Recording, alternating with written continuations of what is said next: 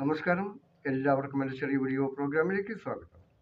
ഇന്ന് ഈ വീഡിയോയിൽ ഞാൻ ഉൾപ്പെടുത്തിയിരിക്കുന്നത് കർത്താവായ യേശുവിൽ വിശ്വാസം അർപ്പിക്കുകയും കർത്താവായ യേശുവിൽ അഭയം പ്രാപിക്കുകയും ചെയ്തിരുന്നവരുടെ സമ്പൂർണ്ണ വിജയങ്ങൾ എന്തൊക്കെയാണ് എന്ന വിഷയത്തെക്കുറിച്ചാണ് ഇന്ന് ഈ വീഡിയോയിൽ ഞാൻ ഉൾപ്പെടുത്തിയിരിക്കുന്നത്. അതിൽ അമേരിക്കൻ പ്രസിഡന്റ് ഡൊണാൾഡ് ട്രംപ് കർത്താവായ യേശുവിൽ വിശ്വസിച്ചിരുന്ന ഒരാളാണ്. ഇന്നും അദ്ദേഹം ബൈബിൾ വചനങ്ങൾ വായിക്കുകയും പ്രഘോഷിക്കുകയും ചെയ്യുന്നുണ്ട്. അദ്ദേഹത്തിന് ഇന്ന് അമേരിക്കൻ പ്രസിഡന്റാകുവാൻ സാധിച്ചു. അതുപോലെ തന്നെ തമിഴ്നാട്ടിലെ മുഖ്യമന്ത്രിയായ വിജയ് ബൈബിൾ വചനങ്ങൾ വായിക്കുകയും ബൈബിൾ വചനങ്ങൾ പ്രഘോഷിക്കുകയും ചെയ്യുന്ന ഒരാളാണ്. അദ്ദേഹത്തിന് ഇന്ന് തമിഴ്നാട്ടിലെ മുഖ്യമന്ത്രിയാകുവാൻ സാധിച്ചു.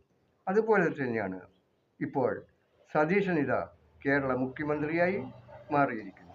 അദ്ദേഹവും ബൈബിൾ വചനങ്ങൾ വായിക്കുകയും കർത്താവായ യേശുവിൽ വിശ്വാസമർപ്പിക്കുകയും ചെയ്യുന്ന ഒരാളാണ്. അദ്ദേഹത്തിന് ഇന്ന് കേരള മുഖ്യമന്ത്രിയാകുവാനും സാധിച്ചു. അതിനാൽ കർത്താവായ യേശുവിൽ വിശ്വാസമർപ്പിക്കുകയും കർത്താവായ യേശുവിൽ അഭയം പ്രാപിക്കുകയും ചെയ്ത ആരെയും കർത്താവായ യേശു തള്ളിക്കളയുകയില്ല എന്നതിൻ്റെ തെളിവാണ് ഈ 3 പേരുടെയും വിജയം.